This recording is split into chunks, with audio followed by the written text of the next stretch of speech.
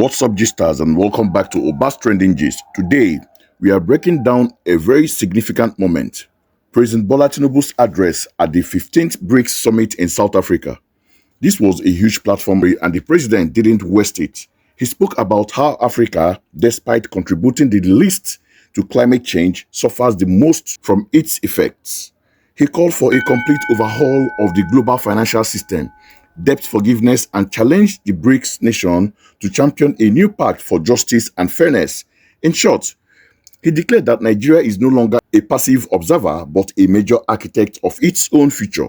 So, let's watch the full speech. Share problems, environmental degradation, climate crisis, and global healthcare inequalities. Africa has contributed the least to global emissions but suffers the most. Nigeria, therefore, associates with what I've heard here today and what has been taking place in BRICS. The next financial restructuring, burden, and re-evaluation of the global system. Nigeria therefore called on BRICS to lead a new pact of justice anchored on fairness, sustainable technology, transfer and accessible financing, such that emerging economies can fully benefit from the various initiatives in this field. The African continent is creating the path through the African Carbon Market Initiative and Great Green Wall. We believe that eventually COP30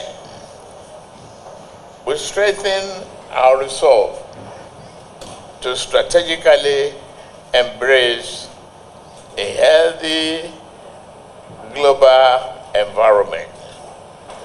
Nigeria strongly believes in South-South cooperation. We can therefore not be passive participants in global decision making. On this financial restructuring, debt forgiveness, climate change, environmental and global healthcare, we must be architects of our future that addresses the specific needs and concerns of youth, which represent 70% of our population in Nigeria. Therefore, we believe Nigeria remains guided by our long-term vision 2050 and nationally determined contribution. We are taking bold steps to accelerate renewable energy adoption, mainstream climate action, promote nature-based solutions, strengthen urban resilience, champion South-South cooperation, align with global renewal framework, achieving unilateral healthcare coverage for all.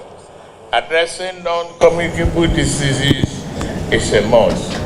Excellencies, in conclusion, Nigeria stand firm with BRICS and stand firm in its resolve to transform challenges into opportunities through climate resilience, environmental stewardship, and health equity.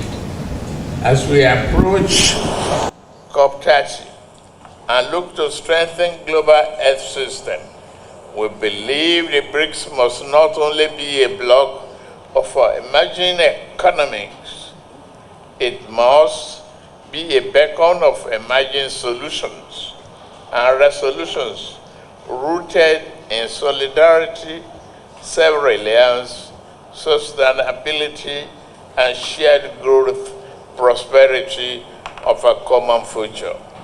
Nigeria reaffirms its commitment to strategic collaboration that translates to sustainable and inclusive development for all.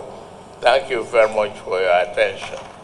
All right, let's break that down. First, the substance of the speech is incredibly powerful. Mr. Tinubu is articulating a vision for Nigeria and Africa that is assertive, sovereign, and forward looking.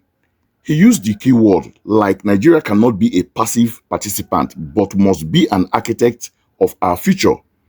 This is a direct challenge to the old world order where African nations are often seen as recipients of aid or subjects of policy rather than equal partners in making it. He correctly points out the deep injustice of the climate crisis. Africa has contributed the least to global emissions but suffers the most from droughts, flooding, and desertification. He calls for debt forgiveness and financial restructuring.